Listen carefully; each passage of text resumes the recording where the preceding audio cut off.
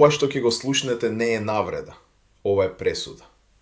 Живееме во земја што формално се вика република, а суштински функционира како последен феудализам во Европа.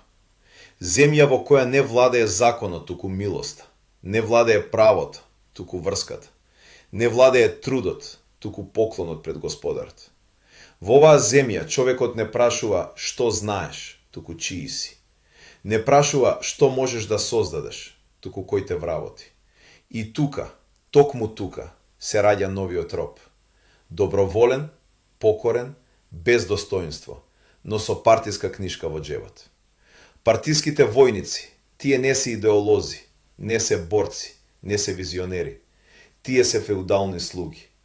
Луѓе кои без партиско вработување би умреле за капка вода. Не затоа што се слаби по природа, туку затоа што свесно одлучиле никогаш да не станат силни. Тие не ја сакаат државата, тие ја цицаат. Тие не ја градат, тие ја трошат. Тие не ја бранат, тие се кријат зад неа. Државата за нив не е заеднички дом, туку крава за молзење. Буџетот не е јавен ресурс, туку плен. Институцијата не е служба, туку феуд. И секој феуд си има свој мал господар. Директор, началник, секретар.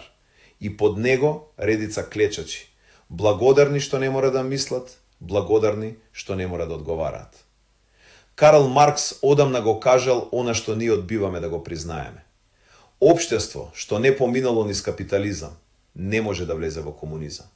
А ние никогаш не влеговме ни во капитализам, ние заглавивме. Заглавивме во феудализам со Wi-Fi, во кметство со смартфони, во вазалство со Facebook статуси за патриотизам. Ова општество не е експлоатирано, ова општество соработува со експлоатацијата. Не е угнетено, доброволно се наведнува. Не е излажано, научено е да не поставува прашања. Партискиот војник не бара правда, затоа што правдата бара одговорност.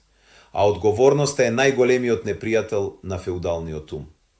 Тој бара само едно, некој друг да одлучува, некој друг да биде виновен, некој друг да мисли.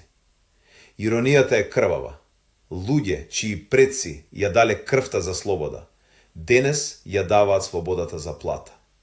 Луѓе чии дедовци умирале за држава, денес ја продаваат државата за договорно определено. И потоа зборуваат за чест, за традиција, за народ. Но вистината е сурова. Феудализмот не живее во законите, туку во главите, во стравот од слобода, во омразата кон одговорноста, во презирот кон оној што стои исправено. Ова не е напад врз сиромашните, туку врз менталитетот на кметот. Не врз гладниот, туку врз оној што одбива да сее, а сака да јаде. Врз оној што би дал се, морал, достоинство, иднина, само да не мора сам да стои пред светот. И додека ова трае, државата ќе остане феуд, народот маса, а слободниот човек непријател. Затоа што феудализмот најмногу се плаши од едно – човек што не клечи.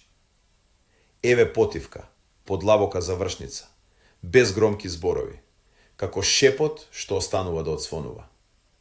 И кога ќе стивне вревата, кога ќе згаснат партиските знамиња, кога никој повеќе нема да праша чии си, туку само што остави зад себе.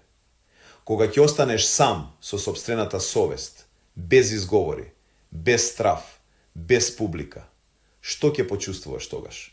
Мир, затоа што живееш исправено, или тишина што тежи, затоа што цел живот молчеше, додека другите одлучуваа наместо тебе.